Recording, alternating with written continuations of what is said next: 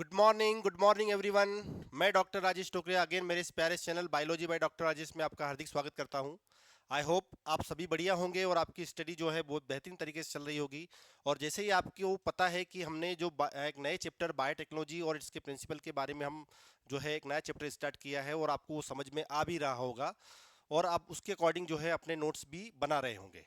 तो चलिए आज जो है हम बायोटेक्नोलॉजी के नेक्स्ट कंसेप्ट को समझने जा रहे हैं। हालांकि हमने पिछले कंसेप्ट में रिकॉम्बिनेंट डीएनए टेक्नोलॉजी का जो बेसिक कंसेप्ट है उसको टोटली क्लियर कर लिया है और हमने एक नया स्टेप जो है टूल्स एंड टेक्निक्स के बारे में हम देख रहे हैं। तो टूल्स क्या क्या जो रिकॉम्बिनेंट डीएनए टेक्नोलॉजी है उसमें यूटिलाइज होते हैं उनके बारे में देखने वाले हैं। तो कल के लेक्चर में हमने बेसिकली डीएनए रिकॉम्बिनेंट टेक्नोलॉजी और उसके टूल्स में हमने न्यूक्लियस एंजाइम के बारे में देखा था, जिनमें इंडो न्यूक्लियस और एक्सो न्यूक्लियस के बेसिक कंसेप्ट को समझा था। आज हम उसी रेस्ट्रिक्शन एंजाइम के बारे में डिस्कस करने वाले हैं जिनका सबसे ज़्यादा यूटिलाइज होता है बायोटेक्नोलॉजी में, रिकॉम्बिनेंट टेक्नोलॉजी में। तो ये एंजाइम क्या है, इनकी क्या यूटिलिटी है, आज के कंसेप्ट में हम इसको टोटली क्लियर करने वाले हैं। तो चलिए सभी का स्वागत है और आज जो है हम रेस्ट्रिक्शन एंजाइम के बारे में देखने वाले हैं। अब रेस्ट्रिक्शन एंजाइम क्या है, कैसे डिस्कवर हुआ, थोड़ा हम एक एक्सपेरिमेंट के द्वारा समझते हैं। आप मेरे बैकग्राउंड में देख रहे होंगे कि जो साइंटिस्ट है उनका नाम क्या है, वर्नर अर्बर। ये जो वर्नर अर्बर नाम के जो साइंटिस्ट हैं, इन्होंने एक एक्सपेरिमेंट परफॉर्म किया और एक्सपेरिमेंट के अकॉर्डिंग इन्होंने जो है अपने जो डिस्कवरी है उसको क्रेडिट किया। तो वो डिस्कवरी क्या है हम उसको थोड़ा वन बाय वन समझते हैं। तो सबसे पहली बात तो इन साइंटिस्ट को नहीं भूलना है इनका क्या योगदान रहा है बायोटेक्नोलॉजी की फील्ड में, रिकॉम्बिनेंट इन टेक्नोलॉजी की फील्ड में। इन्होंने क्या एक्सपेरिमेंट परफॉर्म किया और किस ऑर्गेनिज्म पर परफॉर्म किया। तो ये बातें हमको थोड़ा पता होना चाहिए। तो आप मेरे बैकग्राउंड में देख रहे हैं कि यहाँ पर एक बैक्टीरिया है, तो मैंने एक लार्ज डायग्राम के फॉर्म में बताने की कोशिश कर रहा हूँ ताकि आपके आपके जो कंसेप्ट है रेस्ट्रिक्शन एंजाइम के वो आपको बहुत आसानी से क्लियर हो पाए। तो मैंने कलरफुल डायग्राम के माध्यम से रिप्रेजेंट कर रहा हूँ कि ये एक बैक्टीरिया है। एक बैक्टीरिया की सेल के अंदर आपको पता होना चाहिए कि क्या होता है। तो आप यहाँ देख रहे हैं ये क्या है, एक बैक्टीरियल सेल है। तो ये क्या है, एक बैक्टीरिया है। और दूसरी तरफ आप क्या देख रहे हैं, बैक्टीरिया के अलावा आप एक देख रहे हैं यहाँ पर एक वायरस जिसको हम बैक्टीरियोफाज कहते हैं। ये क्या है, वायरस है। इसी को हम बैक्टीरियोफाज भी कह सकते हैं, बैक्टीरियोफाज भी कह सकते हैं।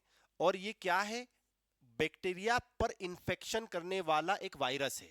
तो ध्यान रखना बैक्टीरियोफाज लिखा हुआ है, इसका मतलब वो बैक्टीरिया नहीं है, वायरस है।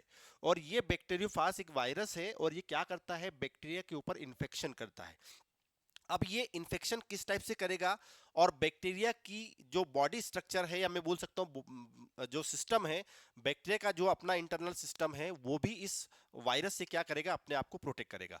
तो आप डायग्राम में देख रहे हैं कि एक बैक्टीरियोफेज वायरस है। ये बैक्टीरियोफेज वायरस क्या करता है, बैक्टीरिया की सेल को इन्फेक्ट करता है। क्या करता है, इन्फेक्शन करता है। ये अपना वायरल डीएनए, ये आप देख रहे हैं ब्लैक कलर वाला, ये क्या है, वायरल डीएनए। इसको मैं क्या बोल सकता हूं, वायरस डीएनए या वायरल डीएनए। ये वायरस का अपना खुद जेनेटिक मटेरियल है, वायरस का खुद डीएनए है। तो ये बैक्टीरियोफाज ने क्या किया, इस बैक्टीरिया के ऊपर इंफेक्शन कर लिया। यहां पर बैक्टीरियोफाज क्या हो चुका है, यहां पर बैक्टीरियोफाज आप देखेंगे तो ये बैक्टीरियोफाज क्या हो चुका है, यहां पर अटैच हो चुका है। अटैच हो चुका है मतलब ये क्या कर चुका है, वहां पर ज्वाइन कर चुका है, उसकी सेल वॉल पर अटैच हो चुका है। अब उसके बाद उसने क्या किया, इसने अपना जो डीएनए है, अपना जो डीएनए जो सेगमेंट है उस डीएनए को कहां पर इंसर्ट कर दिया, बैक्टीरिया की सेल के अंदर ट्रांसफर कर दिया। तो आप देख पा रहे होंगे कि ये जो बैक्टीरियो फाज है, इस बैक्टीरियोफाज ने अपना ब्लैक कलर वाला जो डीएनए दिख रहा है जिसको हमने वायरल डीएनए कहा, इस डीएनए को कहां ट्रांसफर कर दिया, बैक्टीरिया की सेल में ट्रांसफर कर दिया। अब आपको यह बात पता होना चाहिए कि बैक्टीरिया एक सेल है और बैक्टीरिया जो है अपने डिफेंस के लिए भी कुछ जो डिफेंस जो है मैकेनिज्म को फॉलो करेगा ताकि वायरस का इंफेक्शन ना हो पाए। तो आप देख रहे हैं कि बैक्टीरियोफाज ने जैसे ही अपना डीएनए बैक्टीरिया की साइटोप्लाज्म में ट्रांसफर किया तो बैक्टीरिया भी इसको अपने आप को प्रोटेक्ट करने की कोशिश करेगा। तो कोशिश को प्रोटेक्ट करने की अपने आप को कैसे करेगा, तो आप देख रहे हैं कि यहां पर बैक्टीरिया के साइटोप्लाज्म में, ये क्या है, बैक्टीरिया का साइटोप्लाज्म है। तो यहां पर मैं मेंशन कर देता हूं, ये क्या है, साइटोप्लाज्म है। ये क्या है, साइटोप्लाज्म। ये किसका साइटोप्लाज्म है? बैक्टीरियल सेल का साइटोप्लाज्म है। तो साइटोप्लाज्म के अंदर आपको दो एंजाइम दिख रहे हैं, ये इनको नहीं भूलना है, मोस्ट इंपोर्टेंट आपको याद रखना है। तो बैक्टीरिया की सेल में आपको दो एंजाइम दिख रहे हैं, ये एक सीजर के फॉर्म में दिखाया गया है। ये ऐसे एंजाइम है जो डीएनए को कट करते हैं, डीएनए को कट करते हैं, तो ये इनका नाम कहा गया है रेस्ट्रिक्शन एंजाइम। इनको क्या कहेंगे? रेस्ट्रिक्शन एंजाइम कहेंगे। क्या कहेंगे? Restriction enzyme. तो ये क्या है? रेस्ट्रिक्शन एंजाइम है। दूसरी तरफ आप देख रहे हैं स्माइलिंग फेस दिख रहे हैं, ये कौन सा एंजाइम है? डीएनए मिथाइलेज है, हम बोल सकते हैं मिथाइलेज एंजाइम है। ये कौन सा एंजाइम है? मिथाइलेज नाम का एंजाइम है। तो ये दो तरह के एंजाइम बैक्टीरिया की सेल में डिफेंस मैकेनिज्म की तरह काम करते हैं, डिफेंसर की तरह काम करते हैं। कैसे करते हैं? देखिए, रेस्ट्रिक्शन एंजाइम नाम से समझ में आ रहा है कि ये सीजर से मैंने सिंबल रिप्रेजेंट किया है। मैंने आपको जब टूल्स एंड टेक्निक्स के बारे में, टूल्स के बारे में बताया था, तो मैंने हर एक एंजाइम का अपना एक सिंबल के साथ मैंने उसको रिप्रेजेंट किया था। तो ये एंजाइम क्या है? रेस्ट्रिक्शन एंजाइम है। तो ये एंजाइम क्या करेगा? आप देख रहे हैं ये एंजाइम क्या करेगा कि जैसे ही आपने ये बैक्टीरियोफाज ने जैसे ही अपना डीएनए इस सेल के अंदर ट्रांसफर किया, तो ये रेस्ट्रिक्शन एंजाइम जो है, ये रेस्ट्रिक्शन एंजाइम क्या करेगा? उस डीएनए को कट करके क्या कर देगा? ब्रेक डाउन कर देगा। तो उस रेस्ट्रिक्शन एंजाइम ने क्या कर दिया? ब्रेक डाउन कर दिया। किसको? Break down the viral DNA. Viral जो डीएनए है उसको क्या कर दिया? ब्रेक डाउन कर दिया। मतलब रेस्ट्रिक्शन एंजाइम डिफेंस मैकेनिज्म की तरह काम कर रहा है बैक्टीरिया की सेल में। ये बात आपको समझ में आना चाहिए। तो कुल मिला के रेस्ट्रिक्शन एंजाइम का काम क्या है? वायरल डीएनए को खत्म करना, ताकि बैक्टीरिया की सेल में किसी भी टाइप का इंफेक्शन नहीं हो पाए। यदि इंफेक्शन हो गया तो हो सकता है इसका जो सिस्टम है वो डिस्टर्ब हो जाए। दूसरी तरफ बात एक कुछ ये करते हैं कि ये एंजाइम जब बैक्टीरियोफाज के डीएनए को डाइजेस्ट कर सकता है, तोड़ सकता है, काट सकता है, ब्रेक कर सकता है, तो ये बैक्टीरिया के डीएनए को भी तो कर सकता है। इस बैक्टीरिया के डीएनए का नाम क्या है? इस बैक्टीरिया के डीएनए का नाम क्या है? इस बैक्टीरिया के डीएनए का नाम है न्यूक्लियोइड। तो मैं यहां पर मेंशन कर देता हूं, ये क्या है? न्यूक्लियोइड है। क्या है? न्यूक्लियोइड। ये ऑलरेडी मैं बैक्टीरिया के स्ट्रक्चर में आपको ऑलरेडी एक्सप्लेन कर चुका हूं। तो ये रेड कलर से जो दिख रहा है, ये क्या है? न्यूक्लियोइड है। क्या है? न्यूक्लियोइड। और न्यूक्लियोइड जो है बैक्टीरिया का डीएनए है। क्या है? बैक्टीरियल डीएनए है। तो ये रेस्ट्रिक्शन एंजाइम जब वायरस के डीएनए को काट सकता है, तो जो बैक्टीरिया है उसके न्यूक्लियोइड को भी कट कर सकता है। तो ये केस किसके कारण हो सकता है? रेस्ट्रिक्शन एंजाइम के कारण हो सकता है। लेकिन बैक्टीरिया की सेल में कुछ ऐसे एंजाइम भी होते हैं जो बाहर के डीएनए से, ये बाहर के डीएनए को जब रेस्ट्रिक्शन एंजाइम द्वारा कट किया जाता है तो अपने ही डीएनए को प्रोटेक्ट किया जाता है। उस एंजाइम का नाम है मिथाइलेज। तो ये मिथाइलेज एंजाइम जो क्या करता है, ये मिथाइलेज मोस्ट इंपोर्टेंट एंजाइम है। ये मिथाइलेज एंजाइम क्या करता है? मिथाइल ग्रुप CH3 ग्रुप को क्या करता है? अपने न्यूक्लियोइड में जोड़ देता है, ऐड कर देता है कुछ स्पेसिफिक सेगमेंट पे। आप देख रहे हैं ये है मिथाइल ग्रुप, और इस मिथाइल ग्रुप को कहां ऐड कर दिया? न्यूक्लियोइड के अंदर ऐड कर दिया। जिसके कारण अब ये रेस्ट्रिक्शन एंजाइम जो है, जिसके कारण अब ये जो रेस्ट्रिक्शन एंजाइम है, ये रेस्ट्रिक्शन एंजाइम क्या नहीं कर पाएगा? ये रेस्ट्रिक्शन एंजाइम कट कर सकता था, लेकिन अब ये रेस्ट्रिक्शन एंजाइम उसको कट नहीं कर पाएगा।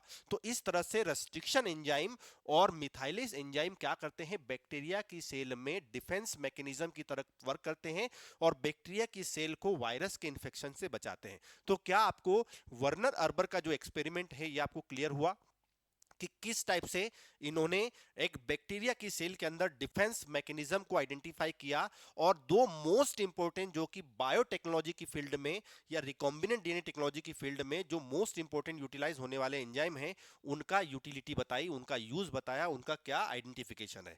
तो सिंपल सी बात आपको याद रखना है कि बैक्टीरिया वायरस के डीएनए से प्रोटेक्ट करने के लिए अपनी बॉडी में रेस्ट्रिक्शन एंजाइम का यूज करके वायरस के डीएनए को टोटली खत्म कर देता है, लेकिन यही रेस्ट्रिक्शन एंजाइम खुद के डीएनए को भी काट सकता है। लेकिन यही बैक्टीरिया के अंदर जो मिथाइलेज एंजाइम है, ये मिथाइल ग्रुप को उस न्यूक्लियोइड के अंदर ऐड कर देता है स्पेसिफिक सेगमेंट पर, जिसके कारण ये रेस्ट्रिक्शन एंजाइम अब उसको काट नहीं पाता और अपने डीएनए को बैक्टीरिया क्या कर लेता है? प्रोटेक्ट कर लेता है। तो आई होप ये एक्सपेरिमेंट जो वर्नर अर्बन ने बताया है ये आपको बहुत बेहतरीन तरीके से समझ में आया होगा। और नाउ आप जो है वो इस एंजाइम के आप फंक्शन, इनके रिकॉम्बिनेंट डीएनए टेक्नोलॉजी में यूटिलिटी क्या है वो आप आइडेंटिफाई कर सकते हैं। चलिए, तो थोड़ा हम समझने की कोशिश करते हैं कि जो वर्नर अर्बर जो अभी हमने देखा, इन साइंटिस्ट ने क्या किया, एक्सपेरिमेंट किया। तो आप इस डायग्राम से बता सकते हैं कि यहां पर कौन से दो ऑर्गेनिज्म को यूटिलाइज किया, एक बैक्टीरिया है और एक बैक्टीरियोफाज है, मतलब एक बैक्टीरिया है और एक वायरस है। तो ये बात आपको समझ में आना चाहिए। तो यहां पर वर्नर अर्बन ने स्टडीड की, क्या स्टडी की कि बैक्टीरिया एंड बैक्टीरियोफाज। बैक्टीरियोफाज क्या होता है, वायरस दैट इन्फेक्ट बैक्टीरिया, ऐसा वायरस जो बैक्टीरिया पर क्या करता है, इन्फेक्ट करता है। नोटिस समथिंग क्यूरियस, उन्होंने क्या नोटिस किया, ये बात हमको थोड़ा याद रखना है। तो उन्होंने क्या नोटिस किया कि बैक्टीरिया डिस्ट्रॉय फॉरेन डीएनए, मतलब वायरल डीएनए। बैक्टीरिया ने वायरल डीएनए को क्या कर दिया, डिस्ट्रॉय कर दिया। कैसे डिस्ट्रॉय किया, रेस्ट्रिक्शन एंजाइम की हेल्प से किया, क्योंकि बैक्टीरिया की बॉडी में रेस्ट्रिक्शन एंजाइम है जो डिफेंस की तरह काम करते हैं। इसलिए उसने वायरस के डीएनए को क्या कर दिया, टोटली तरीके से खत्म कर दिया। आप देख रहे हैं वायरस के डीएनए को इस रेस्ट्रिक्शन एंजाइम ने टोटली क्या कर दिया, डिस्ट्रॉय कर दिया। दूसरी तरफ उसने क्या किया, अपने खुद के डीएनए को रेस्ट्रिक्शन एंजाइम से बचा लिया, मतलब their own DNA remain unchanged, unharmed. आप बात समझ रहे हैं, अनहार्म का मतलब होता है अपने खुद के न्यूक्लियोटाइड को उसने प्रोटेक्ट कर लिया बाय मिथाइलेज एंजाइम। तो ये बात आपको समझ में आ गई। ये वर्नर अर्बर का जो क्यूरियसिटी थी बैक्टीरियल सेल के अंदर होने वाली मैकेनिज्म का। तो harbour showed that cut foreign DNA using special enzyme. अब मैं आपसे क्वेश्चन पूछूं कि cut foreign DNA using special enzyme, कौन सा ऐसा एंजाइम है जिससे फॉरेन डीएनए को स्पेशल तरीके से कट किया जा सकता है, तो वो एंजाइम कौन सा होगा, वो होगा रेस्ट्रिक्शन एंजाइम। क्या आपको यहां तक का कंसेप्ट क्लियर हुआ? क्या आपको यहां तक का कंसेप्ट क्लियर हुआ? दूसरा, प्रोटेक्ट देयर ओन डीएनए या protect their own protect their own protect their own DNA by chemically modifying it. Chemically modifying का मतलब होता है डीएनए पर मिथाइल ग्रुप ऐड कर दिया मिथाइलेज नाम के एंजाइम ने, तो उसकी केमिकल कंपोजिशन चेंज हो गई, जिसके कारण रेस्ट्रिक्शन एंजाइम उसको रिकॉग्नाइज नहीं कर पाया और उसने अपने आप को प्रोटेक्ट कर लिया। तो ये बात आपको समझ में आ गई।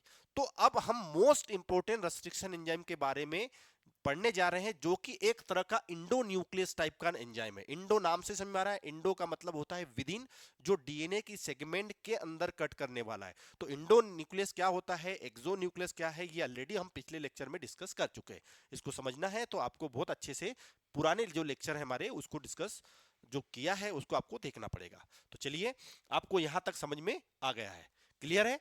अब हम पढ़ रहे हैं इंडो न्यूक्लियस एंजाइम, और इंडो न्यूक्लियस का मैंने एक एग्जांपल बताया था जिसका नाम है रेस्ट्रिक्शन एंजाइम, और जो वर्नर अर्बन ने अपने एक्सपेरिमेंट में प्रूव कर दिया कि जो रेस्ट्रिक्शन एंजाइम है फॉरेन डीएनए को क्या करता है, कट करता है।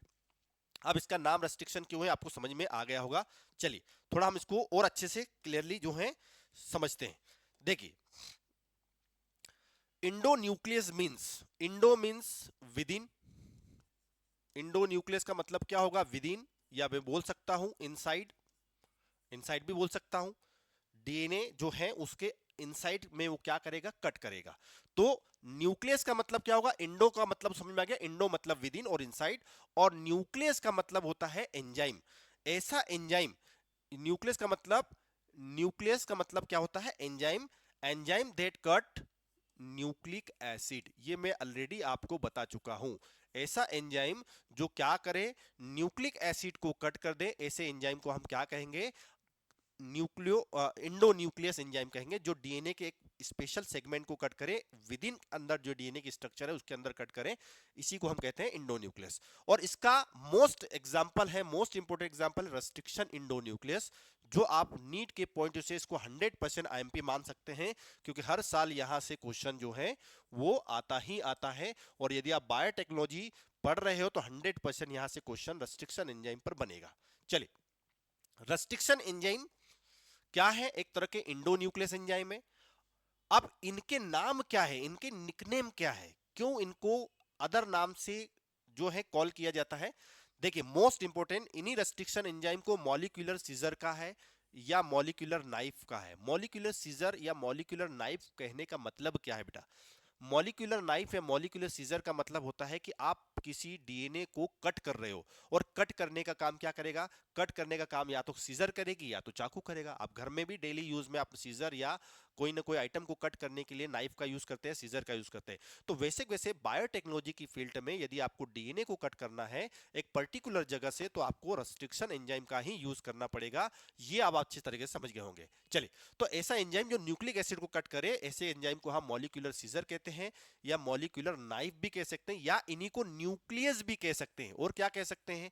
न्यूक्लियसेस भी कह सकते हैं। और न्यूक्लियसेस कहने का मतलब क्या है? ये न्यूक्लिक एसिड को कट कर रहा है। तो क्या आपको ये तीनों निक नेम रेस्ट्रिक्शन एंजाइम के समझ में आए?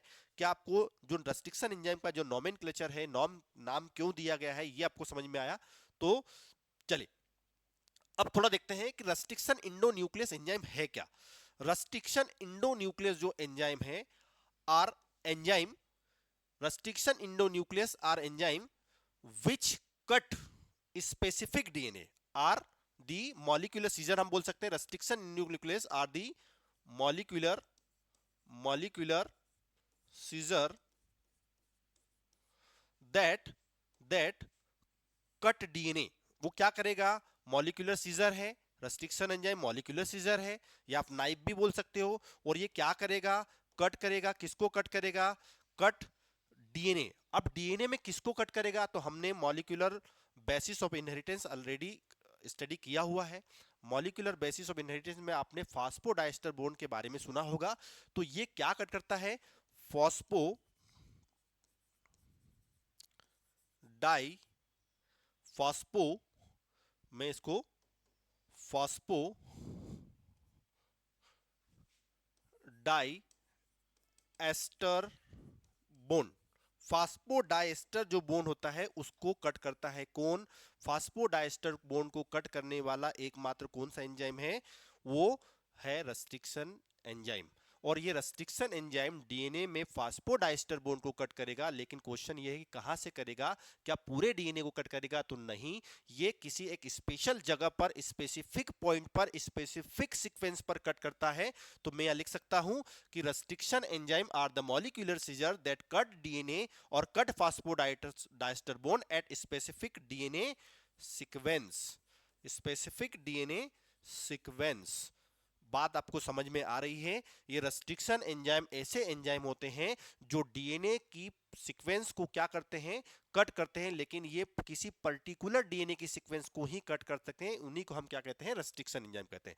तो restriction endonuclease are the DNA cutting enzyme. मैं बोल सकता हूं डीएनए कटिंग एंजाइम्स। तो हम इसको क्या कह सकते हैं? इनको हम डीएनए कटिंग एंजाइम भी कह सकते हैं। क्या कह सकते हैं? इनको डीएनए कटिंग एंजाइम भी कह सकते हैं, क्योंकि ये क्या करते हैं? डीएनए को कट करते हैं। यहां तक की बात आपको अच्छे से क्लियर हो गई होगी। और कहां से कट करते हैं? That recognise specific.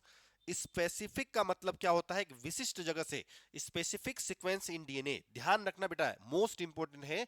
Restriction enzyme DNA को कट करते हैं, लेकिन एक पर्टिकुलर पॉइंट से, पर्टिकुलर सीक्वेंस से। उस पर्टिकुलर सीक्वेंस से ही कट करेंगे, या तो उसके आसपास कट करेंगे, थोड़ा सा उसके नियर बाय करेंगे। तो that cut sequence in DNA और कट और नियर दो साइट, और उस पर्टिकुलर साइट के आसपास ही कट करेंगे या उसी साइट में कट करेंगे। तो यहां तक की बात आपको समझ में आ गई। So they belong the broader group of nucleus. मैंने आपको बताया कि इनको न्यूक्लियसेस भी कहा जाता है। देखिए आप, इंडो न्यूक्लियस न्यूक्लियसेस की कैटेगरी में रखा है, और इसलिए रखा है क्योंकि न्यूक्लिक एसिड को कट करते हैं। तो first isolated from the bacteria, सबसे पहला रेस्ट्रिक्शन एंजाइम जो है वो कहां से आइसोलेट किया गया है? वो बैक्टीरिया से आइसोलेट किया गया है। तो क्या आपको यहां तक की बात समझ में आई कि न्यूक्लिक एसिड को कट करने वाला जो बैक्टीरिया के अंदर वर्नर अर्बन ने जो एक्सपेरिमेंट दिया था वो आपको समझ में आया होगा। और दूसरी बात, जो इंडो न्यूक्लियस में रेस्ट्रिक्शन एंजाइम का जो फंक्शन है, डीएनए लाइगेज या मिथाइलेज, सॉरी लाइगेज नहीं, मिथाइलेज नाम के जो एंजाइम का क्या यूटिलिटी है या यूटिलाइजेशन है सेल के डिफेंस सिस्टम में, वो आपको समझ में आ गया होगा। और हमने न्यूक्लियस मॉलिक्यूलर सीजर या मॉलिक्यूलर नाइफ के बारे में पढ़ा, जो पर्टिकुलर डीएनए सेगमेंट को कट करता है। तो यहां तक का कंसेप्ट आपको समझ में आ गया। चले, तो role of two main bacterial enzyme. अभी हमने वर्नर अर्बर के एक्सपेरिमेंट को देखा कि ये एंजाइम क्या कर रहा है, ये पर्टिकुलर एंजाइम क्या कर रहा है, इसको हमको थोड़ा समझना है। तो ये पर्टिकुलर एंजाइम क्या कर रहा है, इसका नाम है रेस्ट्रिक्शन एंजाइम। ये रेस्ट्रिक्शन एंजाइम बैक्टीरियोफाज का जो वायरल डीएनए है, या इसको क्या बोल सकते हैं, वायरल डीएनए बोल सकते हैं। इस वायरल डीएनए या आरएनए को इसने क्या कर दिया, कट कर दिया और डिस्ट्रॉय कर दिया। तो ये क्या कर सकता है, उस बैक्टीरिया के जो न्यूक्लियोइड है, न्यूक्लियोइड या मैं जीनोफोर बोल दूं, इसको क्या बोल दूं, न्यूक्लियोइड बोल दूं या जीनोफोर दे दूं, उसको भी ये कट कर सकता है। लेकिन मिथाइलेज नाम के एंजाइम ने इसमें मिथाइल ग्रुप जोड़ दिया, और मिथाइल ग्रुप जोड़ने के कारण उसको क्या कर दिया, वहां पर प्रोटेक्ट कर दिया। तो इसका काम क्या है, प्रोटेक्शन का काम करता है। ये क्या काम करता है, प्रोटेक्ट करता है। तो रेस्ट्रिक्शन एंजाइम ने अब उसको काट नहीं पाया, ये डिफेंस सिस्टम की तरह फंक्शन करता है। कौन, रेस्ट्रिक्शन एंजाइम और मिथाइलेज नाम के जो एंजाइम है। तो रेस्ट्रिक्शन एंजाइम क्या करता है, कट डीएनए, या मैं बोल सकता हूं कि फास्फोडाइस्टर बोन, मैं बोल सकता हूं यहां पर ये किसको कट करता है, कट डीएनए या phospho diester, phosphodiester bone at specific recognition sequence. ये स्पेसिफिक रिकॉग्निशन सीक्वेंस से ही कट करता है। तो हमको मोस्ट इंपोर्टेंट पढ़ना है कि ये स्पेसिफिक रिकॉग्निशन सीक्वेंस क्या होती है, ये कौन सी सीक्वेंस है जहां पर डीएनए कट करता है। तो हम इसको अगले स्लाइड में पढ़ेंगे, लेकिन अभी आपको समझ में आ गया कि रेस्ट्रिक्शन एंजाइम डीएनए में प्रेजेंट फास्फोडाइस्टर बोन को कट करता है। दूसरा, इट एड, कौन, मिथाइलेज नाम का एंजाइम जो है, डू नॉट टच का मतलब समझ गए होंगे। मैंने ऑलरेडी इसके जो स्लाइड बनाई थी या लेक्चर जो था हमारा पिछला, उसमें टूल्स के बारे में बताया था। तो डू नॉट टच का मतलब क्या होता है कि जहां मिथाइल ग्रुप जुड़ गया, मिथाइलेज नेट किया, तो वहां पर रेस्ट्रिक्शन एंजाइम कभी टच नहीं कर पाएगा। तो इट एड मिथाइल ग्रुप, इसका मतलब क्या हुआ कि ये वहां पर क्या एड कर रहा है, मिथाइल ग्रुप को क्या कर रहा है, एड कर रहा है। इट एड मिथाइल ग्रुप, कहां पर एड कर रहा है मिथाइल ग्रुप को, डीएनए में। और कौन से डीएनए में, बैक्टीरियल डीएनए के अंदर, जिसको न्यूक्लियोइड कहा था, वहां पर उसको ऐड कर देगा। तो डीएनए को क्या कर रहा है, वो कुल मिला के प्रोटेक्ट फ्रॉम आरई, आरई का मतलब है रेस्ट्रिक्शन इंडोन्यूक्लियस। तो रेस्ट्रिक्शन इंडोन्यूक्लियस, रेस्ट्रिक्शन एंजाइम भी बोल सकते हैं, उससे क्या कर रहा है, प्रोटेक्ट कर रहा है। तो ये बात हमको समझ में आना चाहिए। अब क्वेश्चन ये है कि ये न्यूक्लियोइड को प्रोटेक्ट कर दिया और बैक्टीरियोफाज जो वायरस का डीएनए है उसको कट कर दिया। तो आपको पता होना चाहिए कि वायरल जो डीएनए है, वायरस का जो डीएनए है, इसमें मिथाइल ग्रुप नहीं होता। तो ये मिथाइल ग्रुप नहीं होने के कारण ये रेस्ट्रिक्शन एंजाइम उसको आसानी से आइडेंटिफाई कर जाएगा। तो viral DNA is not methylated, viral DNA is not methylated. इसका मतलब क्या है कि वायरस डीएनए के अंदर क्या नहीं है, मिथाइल ग्रुप नहीं है, and therefore recognise and cut by the restriction enzyme. इसलिए रेस्ट्रिक्शन एंजाइम ने उसको पहचान लिया और उसको आसानी से क्या कर दिया, कट कर दिया। तो क्या आपको यहां तक का रेस्ट्रिक्शन एंजाइम, मिथाइलेज एंजाइम का कंसेप्ट समझ में आया।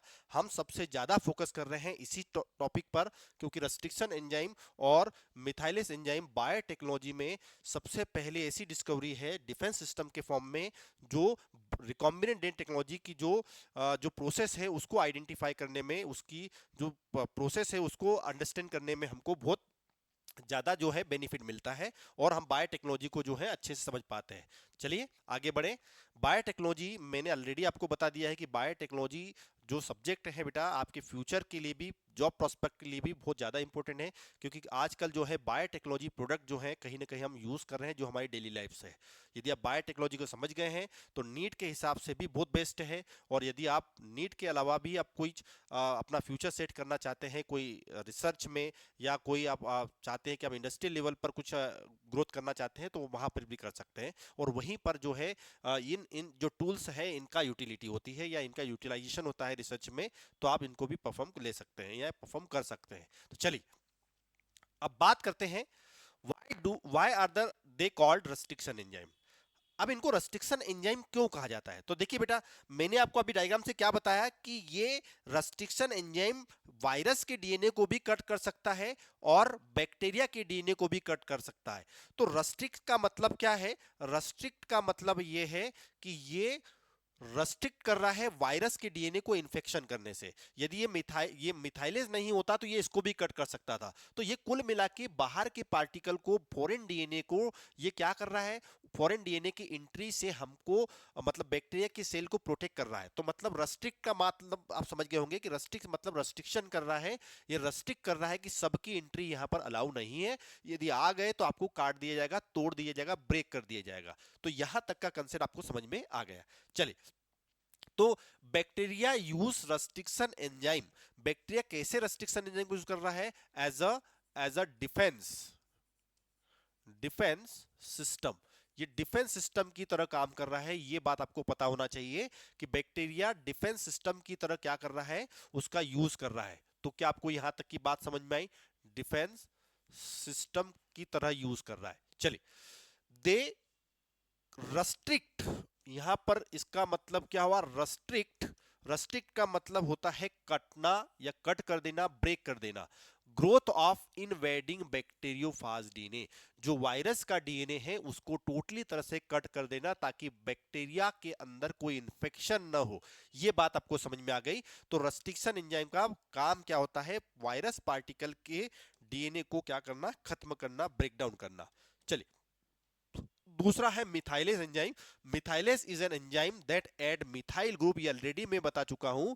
मिथाइल ग्रुप को क्या करता है? वो ऐड करता है। और मिथाइल ग्रुप को जहां पर ऐड कर दिया तो रेस्ट्रिक्शन एंजाइम क्या करेगा? उसको कट नहीं पाएगा। तो it is a part of bacterial defence system, most IMP. It is a part of bacterial defence system. Restriction enzyme भी डिफेंस सिस्टम का फंक्शन कर रहा है और मिथाइलेज भी रेस्ट्रिक्शन एंजाइम की तरह ही डिफेंस सिस्टम काम करता है along with restriction endonuclease. So protect bacteria from the restriction enzyme. ये बात आपको समझ में आ गया। तो ये बैक्टीरिया का जो सिस्टम है वायरस से प्रोटेक्ट करने का और अपने डीएनए को वायरस के इन्फेक्शन से और रेस्ट्रिक्शन एंजाइम के जो कटिंग जो प्रोसेस है उससे प्रोटेक्ट करने का।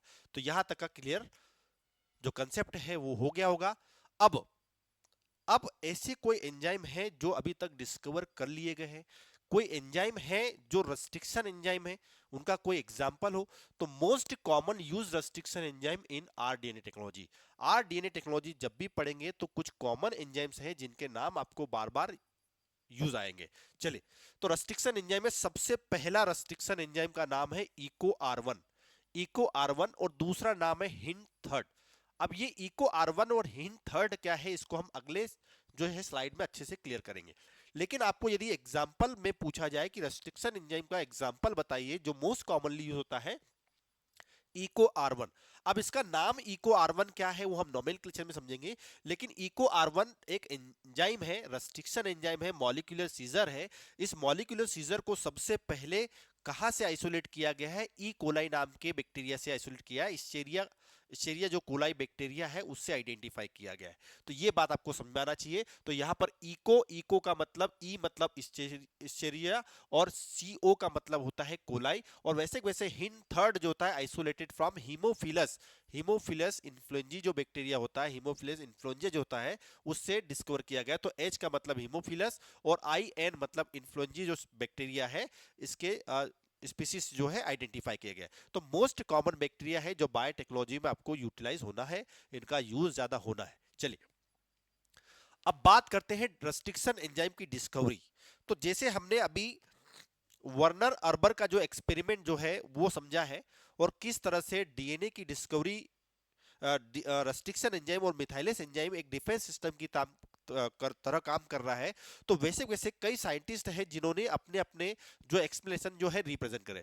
तो क्या है रेस्ट्रिक्शन एंजाइम का फंक्शन और किस तरह से आइडेंटिफाई किया गया? तो आप समझ पा रहे होंगे कि आप बैकग्राउंड में देख रहे हैं कि यहां पर आपको अलग अलग साइंटिस्ट हैं। जैसे वर्नर अर्बर का एक्सपेरिमेंट तो आपको समझ में आ गया। इसके अलावा जो हैमिल्टन स्मिथ है वो भी आपको दिख रहे हैं, डेनियल नॉर्थन्स है ये भी आपको दिख रहे हैं। तो ये तीन साइंटिस्ट जो है स्पेशली माने जाते हैं रेस्ट्रिक्शन एंजाइम की डिस्कवरी के लिए। अब इनका क्या रोल रहा है वो थोड़ा हम समझते हैं। देखिए, डिस्कवर के बारे में पूछा जाए तो डिस्कवरी जो है रेस्ट्रिक्शन एंजाइम की किसने की? तो डिस्कवरी के यदि बारे में आपको पूछा जाए तो discovered by Werner harbour. Werner harbour नाम के जो साइंटिस्ट थे इन्होंने क्या किया? रेस्ट्रिक्शन एंजाइम को डिस्कवर किया। दूसरी बात, कहां से डिस्कवर किया? तो बैक्टीरिया में। सबसे पहले बैक्टीरिया के अंदर क्या किया गया? रेस्ट्रिक्शन एंजाइम को डिस्कवर किया गया। तो यहां तक का कंसेप्ट आपको जो वर्नर अर्बर जो है उनका एक्सपेरिमेंट जो परफॉर्म जो हुआ था उसके अकॉर्डिंग समझ में आ गया होगा। दूसरा, फर्स्ट आइसोलेटेड बाय, कौन से ऐसे साइंटिस्ट हैं जिन्हें पहली बार रेस्ट्रिक्शन एंजाइम को आइसोलेट किया? तो यहां पर यह याद आपको रखना है कि सबसे जो जो फेमस रेस्ट्रिक्शन एंजाइम है इस पर जो काम हुआ था वो लगातार रिसर्च के थ्रू चलता रहा। तो पहला वर्नर अर्बन ने बोल सकते हैं बैक्टीरिया के अंदर इसको आइसोलेट किया और डिस्कवर किया। और आइसोलेटेड करने वाले साइंटिस्ट कौन थे? हैमिल्टन स्मिथ थे, जिन्होंने कहां से किया? हीमोफिलस हीमोफिलस इन्फ्लुएंजा जो हमने अभी पढ़ा, इन्फ्लुएंजा जो है उसके अंदर से सबसे पहले उसको क्या किया? डिस्कवर किया। तो he isolated the first type, second type का रेस्ट्रिक्शन एंडोन्यूक्लियस जो है वो हिंड सेकंड नाम का जो है, हिंड सेकंड नाम का जो रेस्ट्रिक्शन एंजाइम है उसको हीमोफिलस इन्फ्लुएंजा से क्या किया? आइसोलेट किया। और इस एंजाइम के बारे में, इस एंजाइम के बारे में क्या बताया गया कि इस एंजाइम की स्टडी को एनालाइज किया गया किसके द्वारा? रेस्ट्रिक्शन एंजाइम जो है उसकी स्टडी को एनालाइज करने का मेन जो काम जो है किसने किया? डेनियल नाथन्स ने किया। इसलिए इनको भी रेस्ट्रिक्शन एंजाइम की जो डिस्कवरी के क्रेडिट में इनको शामिल किया जाता है। तो क्या आपको वर्नर अर्बर, हैमिल्टन स्मिथ और जो नाथन साहब है इनके जो मॉलिक्यूलर बेसिस में हम जो देख रहे हैं रेस्ट्रिक्शन एंजाइम की डिस्कवरी में और उनके आइसोलेशन में और उनके जो हमने अभी जो देखा है क्या एनालाइजिंग जो डीएनए स्ट्रक्चर है उनको आइडेंटिफाई करने में क्या योगदान रहा है, ये आपको बहुत बेहतरीन तरीके से समझ में आया होगा। चलिए, आपको one by one point to point note बनाना है ताकि आप शॉर्ट ड्यूरेशन में आप रेस्ट्रिक्शन एंजाइम के जो क्वेश्चंस हैं उनको भी सॉल्व कर पाए। आने वाले समय में हो सकता है यहाँ से क्वेश्चन पूछा जा सकता है, तो ये आपको बहुत बेसिक कंसेप्ट के फॉर्म में क्लियर हो पाया होगा। चलिए, अब बात करते हैं where do restriction enzyme cut DNA. मैं अभी तक आपको बोल रहा हूं कि रेस्ट्रिक्शन एंजाइम ऐसे एंजाइम है जो डीएनए को कट करते हैं। कौन से डीएनए को कट करते हैं? वायरल डीएनए को कट करते हैं। तो बैक्टीरियल डीएनए को भी कट कर सकते हैं, लेकिन बैक्टीरिया मिथाइलेस एंजाइम की हेल्प से अपने डीएनए को प्रोटेक्ट कर देता है। अब क्वेश्चन ये है कि ये डीएनए तो बहुत बड़ा है, डीएनए तो बहुत बड़ा है, डीएनए की लेंथ जो है वो अलग अलग है। अब क्वेश्चन ये है कि क्या ये बैक्टीरिया जो एंजाइम है रेस्ट्रिक्शन एंजाइम इतने बड़े डीएनए को कहां से कट करेगा? क्वेश्चन मार्क यहां पर क्या है? यहां पर क्वेश्चन मार्क क्या है कि ये बैक्टीरिया के अंदर जो डीएनए है उस डीएनए को किस लोकेशन पर कट करेगा? मतलब ये कहां पर कट करेगा? मतलब मेरा कहने का मतलब ये है कि वो क्या डीएनए को यहां से कट करेगा, या डीएनए को यहां से कट करेगा, या डीएनए को यहां से कट करेगा, या किसी और दूसरी प्लेस से वो कट कर सकता है? क्या वो यहां से कट करेगा? तो क्वेश्चन ये है कि कौन सी लोकेशन है, कौन सी लोकेशन है जहां से वो डीएनए को कट करेगा? इस पर्टिकुलर डीएनए की कौन सी पोजीशन है? तो मैं आपको बता दूं वो पोजीशन कहीं पर भी हो सकती है। वो यहां पर भी हो सकती है, वो यहां पर भी हो सकती है, वो यहां पर भी हो सकती है, वो यहां पर भी हो सकती है। तो where do restriction enzyme cut DNA? अब क्वेश्चन ये है कि हम इस पोजीशन को पहचानेंगे कैसे, ये सीक्वेंस को पहचानेंगे कैसे? तो आपको ध्यान रखना है, मैं एग्जांपल के लिए बता रहा हूं। सपोज इस डीएनए के अंदर वो साइट यहां है, उस साइट को हम कहेंगे रिकॉग्निशन साइट या रेस्ट्रिक्शन साइट। क्या कहेंगे इसको? रेस्ट्रिक्शन साइट कहेंगे, या इसी को रिकॉग्निशन साइट कहेंगे, रिकॉग्निशन साइट कहेंगे। तो इसी साइट पर जो है डीएनए को कट किया जाएगा रेस्ट्रिक्शन एंजाइम के द्वारा। तो या हो सकता है कि वो जो एंजाइम है रेस्ट्रिक्शन एंजाइम वो यहां से क्या कर दे? वो डीएनए को कट कर दे, और इधर जो है वो यहां से इस सेगमेंट के बीच में डीएनए को क्या कर दे? कट कर दे। तो इसी पोजीशन में डीएनए को कट करेगा, जिसको हम क्या कहेंगे? रेस्ट्रिक्शन साइट कहेंगे। क्या कहेंगे? रेस्ट्रिक्शन साइट कहेंगे। तो मोस्ट इंपोर्टेंट है, रेस्ट्रिक्शन एंजाइम कहां से कट करता है? रिकॉग्निशन साइट से कट करता है, या रेस्ट्रिक्शन साइट से कट करता है डीएनए को एक पर्टिकुलर पॉइंट पे। तो ये रेस्ट्रिक्शन साइट यहां पर भी हो सकती है, यहां पर भी हो सकती है, कहीं पर भी हो सकती है डीएनए के अंदर। तो क्या आपको ये बात समझ में आई? तो हम इसको और अच्छी बेहतरीन तरीके से समझते हैं कि where do restriction enzyme cut DNA, where do restriction enzyme cut DNA. अब रेस्ट्रिक्शन एंजाइम जो है वो डीएनए को कहां कट करेंगे, ये क्वेश्चन आपको समझ में आ गया होगा। तो restriction enzyme recognise specific specific DNA या स्पेसिफिक स्पेसिफिक सीक्वेंस मैं क्या बोल रहा हूं कि डीएनए के अंदर कुछ स्पेसिफिक सीक्वेंस है, तो ये रेस्ट्रिक्शन एंजाइम रिकॉग्नाइज करेगा। किसको रिकॉग्नाइज करेगा? स्पेसिफिक सीक्वेंस को रिकॉग्नाइज करेगा। कहां पर है वो सीक्वेंस? डीएनए स्ट्रैंड के अंदर है, where it make the cut. मतलब आपको समझ में आ गया होगा कि इस डीएनए के अंदर एक स्पेसिफिक सीक्वेंस है, रिकॉग्निशन सीक्वेंस है, जहां से रेस्ट्रिक्शन एंजाइम कट करेगा। तो जहां से कट करेगा इसका मतलब वो यहां भी हो सकता है, वो यहां भी हो सकता है, यहां पर भी हो सकता है, वो कहीं पर भी हो सकता है डीएनए के अंदर। तो ये बात आपको समझ। तो the sequence at which DNA strand recognise the specific site for cutting. DNA के अंदर ये स्पेसिफिक साइट होती है कटिंग के लिए, specific site for cutting is known as recognition sequence. आपको बात समझ में आ गई, इसी को रेस्ट्रिक्शन साइट भी कहते हैं। तो डीएनए के अंदर वो साइट जहां से रेस्ट्रिक्शन एंजाइम कट करेगा उसी को रिकॉग्निशन सीक्वेंस कहेंगे, रेस्ट्रिक्शन साइट कहेंगे। और मोस्ट इंपोर्टेंट यहां से क्वेश्चन आएगा कि जो रिकॉग्निशन सीक्वेंस है इसी का दूसरा नाम है, इसी को हम पैलिंड्रोमिक सीक्वेंस भी कहते हैं। क्या कहते हैं? Palindromic sequence. क्या नाम है? पैलिंड्रोमिक सीक्वेंसेस या पैलिंड्रोमिक सीक्वेंस। मोस्ट टाइम पे यहां से क्वेश्चन पूछेगा। क्या है पैलिंड्रोमिक सीक्वेंस? पैलिंड्रोमिक सीक्वेंस को ही हम रिकॉग्निशन सीक्वेंस कहते हैं, रेस्ट्रिक्शन साइट कहते हैं। तो क्वेश्चन है कि इसको पहचाना कैसे जाता है कि यही रिकॉग्निशन सीक्वेंस है या पैलिंड्रोमिक सीक्वेंस है।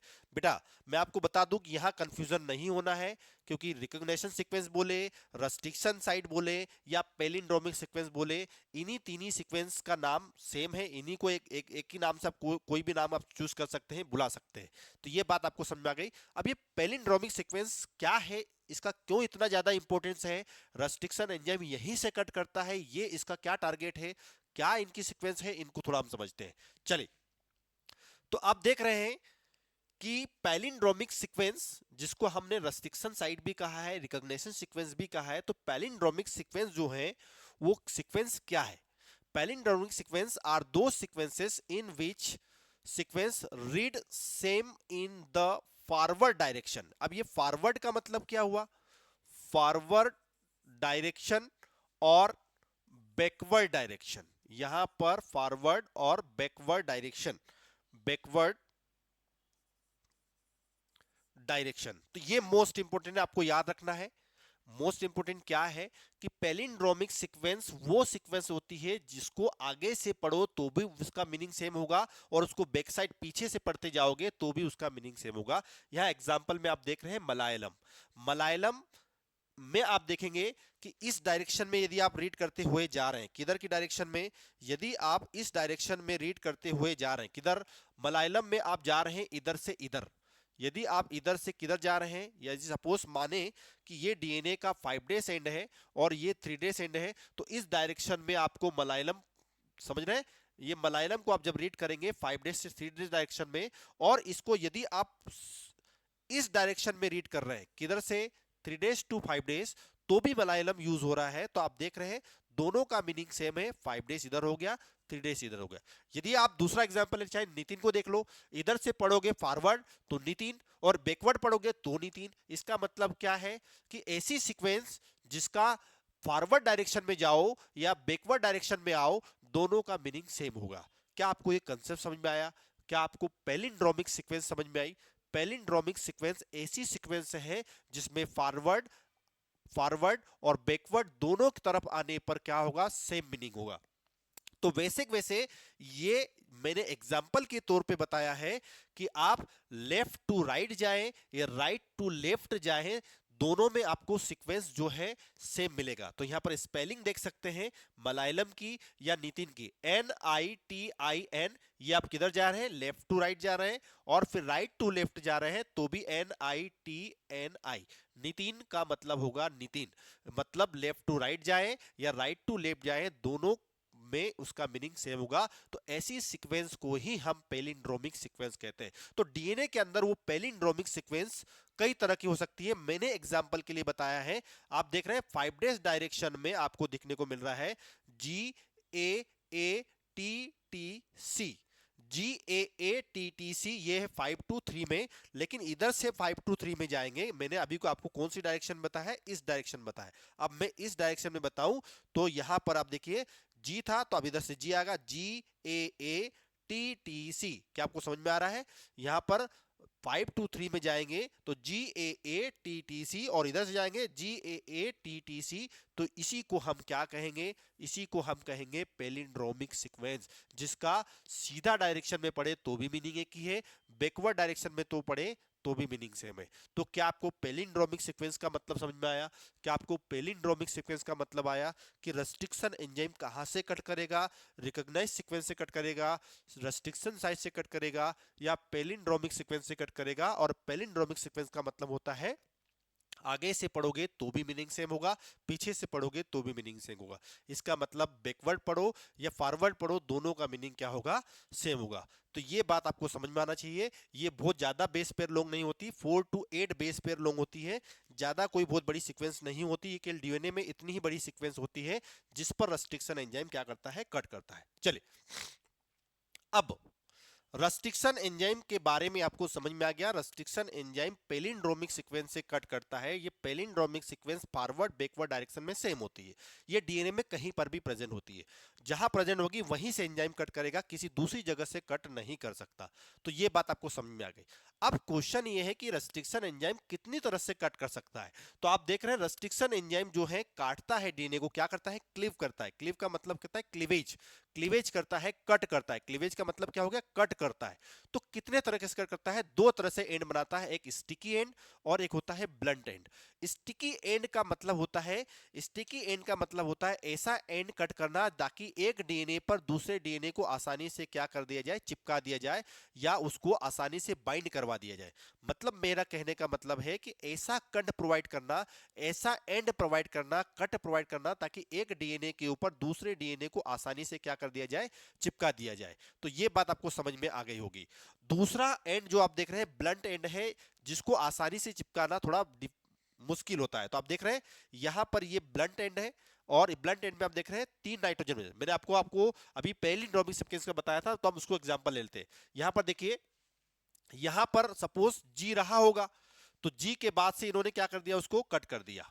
ये देखिए, ये कट कर दिया, तो जी यहां आ गया, और इस डायरेक्शन में उसको कट कर दिया।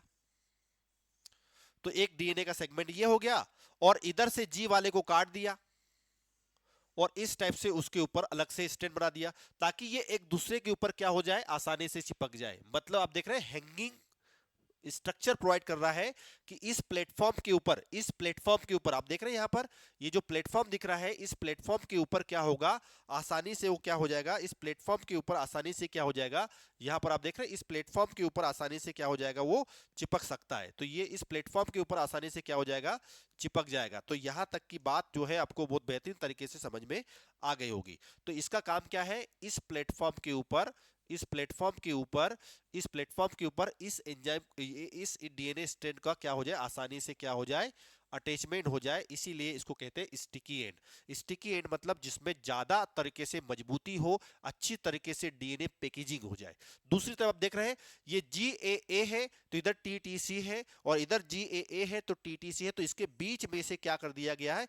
कट कर दिया गया है। बीच में से कट कर दिया है, मतलब इसकी ऐसी स्ट्रक्चर डेवलप कर दी है जहां पर वो आपस में इक्वली है, equal D I. 3 nitrogenous base इधर की साइड है, 3 नाइट्रोजनस बेस, टोटल कितने हैं? 6 हैं। तो 6 में से 3 इधर की साइड हो गए, 3 उधर की साइड हो गए। तो इस तरह बीच में से कट किया गया है, और यहां पर एंड पर कट किया गया है। तो यहां पर आप देख सकते हैं कि यहां पर एंड पर कट किया गया है। कट कहां पर किया गया है? एंड पर कट किया गया है। यहां पर मिडिल वाले पार्ट में क्या कर दिया गया है? कट कर दिया गया है। तो कट एट कहां पर? Middle part of the DNA, और यहां पर कट एट एंड पार्ट। अब बात समझ ना, एक तो एंड यहां पर हुआ, एक तो एंड यहां पर हुआ। तो इस तरह से कब कट किया जाएगा और किस सीक्वेंस पर किया जाएगा और कौन सा एंड बनेगा? स्टिकी एंड बनाना है तो एंड से कट करना पड़ेगा, किनार वाले पार्ट से कट करना पड़ेगा, किनार वाले पार्ट से कट करना पड़ेगा, तब जाके स्टिकी बनेगा। और यदि आपको ब्लंट एंड बनाना है तो मिडिल वाले पार्ट से आपको क्या करना पड़ेगा, कट करना पड़ेगा। तो यहां तक की बात जो है आपको बहुत बेहतरीन तरीके से समझ में आ गई होगी। ये है बायोटेक्नोलॉजी के टूल्स, और बायोटेक्नोलॉजी के टूल्स में इनकी क्या यूटिलिटी होती है अब आपको समझ में आया होगा कि एक डीएनए के ऊपर दूसरे डीएनए को चिपकाना है, जोड़ना है, तो हमको स्टिकी एंड चाहिए या ब्लंट एंड चाहिए। मोस्ट इंपोर्टेंट होता है स्टिकी एंड, जो स्टेबल होता है, ये उतना अच्छा स्टेबल नहीं होता है। चलिए तो देखिए, अब इसको एग्जांपल के थ्रू समझते हैं। हमने अभी बताया कि पैलिंड्रोमिक सीक्वेंस, ये क्या है, पैलिंड्रोमिक सीक्वेंस है, ये आप देख रहे हैं पैलिंड्रोमिक सीक्वेंस है। GAATTC मैंने फॉरवर्ड डायरेक्शन में पढ़ा, GAATTC, चलो इसको थोड़ा हटा देते हैं। ये है GAATTC forward direction, GAATTC backward direction, दोनों डायरेक्शन में मीनिंग सेम है, इसी को कहते हैं पैलिंड्रोमिक सीक्वेंस। ये पैलिंड्रोमिक सीक्वेंस जहां होगी रेस्ट्रिक्शन एंजाइम वहां से कट करेगा। तो दो तरीके से हमने एग्जांपल लिए, पहला केस समझते हैं, ये केस वन है। ये केस वन को समझते हैं कि रेस्ट्रिक्शन एंजाइम आया, मॉलिक्यूलर सीजर आया और उसने एंड से कट किया। ये कहां से कट कर रहा है, एंड से कट कर रहा है। एंड मतलब उसके किनार वाले पार्ट से कट कर रहा है डीएनए के। तो देखिए इसने क्या किया, यहां से कट किया, कहां से कट किया, यहां से कट किया। और दूसरा ये इसके इस वाले किनार से क्या कर दिया, उसको कट कर दिया। तो एक तरफ वो इस जी को हटा रहा है, तो आप देख पा रहे होंगे कि ये क्या करेगा, इस पर्टिकुलर सेगमेंट को कट कर देगा। कहां से, ये इस जी वाले पार्ट को हटाकर इधर से कट कर देगा और इधर से इसको पूरा कंप्लीट कर देगा। ये बात आपको समझ में आ गई। और दूसरी बात, ये आप क्या करोगे इधर से, तो इधर से वो क्या करेगा, जी को हटा देगा, इधर से वो जी को हटा देगा यहां से ऐसा, और इस डायरेक्शन में उसको क्या कर देगा, आगे बढ़ा देगा। तो ये आपको बात समझ में आ रही होगी, क्योंकि ये ऑलरेडी मैं इस एग्जाम्पल को यहां से मैं समझा चुका हूं। ये बात आपको समझ में आ गई कि किस टाइप से इस टाइप का स्टिकी एंड बनेगा, हैंगिंग एंड बनेगा, ताकि दो डीएनए आपस में आसानी से क्या हो जाए, चिपक जाए। तो ये बात आपको समझ में आ गई। तो इसने क्या किया, इस जी वाले पार्ट से क्या कर दिया, कट कर दिया। तो यहां से कट करेगा तो ये ऐसा बन जाएगा। क्या आपको ये बात समझ में आ रही है, ये वाला पार्ट ऐसा बन जाएगा। या यदि इस तरह से नहीं कट किया जा रहा है तो यहां से भी कट किया जा सकता है, इस टाइप से, यहां से भी कट किया जा सकता है, ये आप देख पा रहे होंगे। तो इस टाइप से एंड बन जाएगा। तो कुल मिला के इसी को कहते हैं स्टिकी एंड। दूसरी तरफ देखेंगे आप, दूसरे केस में देखेंगे तो दूसरे केस में क्या हो रहा है, ये GAATTC है, इधर से भी GATC है। ये क्या कर रहा है, एकदम मिडिल मिडिल वाले पार्ट में क्या कर रहा है, उसको कट कर रहा है। तो ये रेस्ट्रिक्शन एंजाइम ऊपर वाले स्टेन को यहां से कट कर रहा है, नीचे वाले स्टेन को यहां से कट कर रहा है। तो दोनों पार्ट इक्वली में पार्ट में क्या हो जाएंगे, डिवाइड हो जाएंगे। तो क्या आपको यहां तक का कंसेप्ट समझ में आया, रेस्ट्रिक्शन एंजाइम क्या है, रेस्ट्रिक्शन एंजाइम की डिस्कवरी किसने की, क्या कंट्रीब्यूशन रहा साइंटिस्ट का, मिथाइलेज क्या है, और किस तरह से रेस्ट्रिक्शन एंजाइम स्टिकी एंड करता है, ब्लंट एंड करता है, स्टिकी एंड क्या होता है, ब्लंट एंड क्या होता है, ये बात आपको समझ में आना चाहिए। देखिए ये GAATTC है, इसी का मैंने पहला केस बताया, तो उसको स्टिकी एंड कट किया। तो यहां पर आपको समझ में आ गया होगा अब कि यहां पर वो क्या कट कर रहा है। देखिए जी को हटा के इसके साथ जोड़ दिया, ये जी को उठा के उसने क्या जोड़ दिया, इस स्ट्रिंग के साथ जोड़ दिया। दूसरी बात आप देखेंगे, दूसरी तरफ देखेंगे तो यहां पर इस जी को उठा के क्या किया, इस स्ट्रिंग के साथ जोड़ दिया। कहां पर जोड़ दिया, इस ऊपर वाले स्ट्रिंग के साथ उसने क्या कर दिया, जोड़ दिया। तो ये बात आपको समझ में आ गई, इसको बोलते हैं ओवरहैंगिंग स्ट्रक्चर या स्टिकी हैंड। ये है, ये बहुत ज्यादा स्टेबल होता है, मोर स्टेबल होता है, ये मोर स्टेबल होता है, और सबसे ज्यादा स्टिकी एंड का यूज किया जाता है रिकॉम्बिनेंट टेक्नोलॉजी में। दूसरी तरफ आप देखेंगे तो दूसरी तरफ आपको क्या दिख रहा है, यहां पर GAATTC को 20 सेगमेंट से क्या कर दिया है, कट कर दिया है। इधर यहां से कट किया, इधर इसके बीच में से 20 सेगमेंट्स में से क्या कर दिया, उनको कट कर दिया। और दूसरी तरफ आप देखेंगे दूसरे स्टैंड को भी 20 सेगमेंट से क्या कर दिया है, कट कर दिया है। तो इनके बीच में इक्वली पार्ट बन गए हैं। इक्वली पार्ट बनने के कारण ऐसे एंड को हम क्या बोलते हैं, ब्लंट एंड बोलते हैं। तो क्या आपको यहां तक का कंसेप्ट समझ में आया, क्या आपको स्टिकी एंड का कंसेप्ट समझ में आया, क्या आपको ब्लंट एंड जो है उसका कंसेप्ट समझ में आया। तो यही जो जो टर्मिनोलॉजी है बायोटेक्नोलॉजी, रिकॉम्बिनेंट टेक्नोलॉजी की लैंग्वेज में आपको यूज होना है।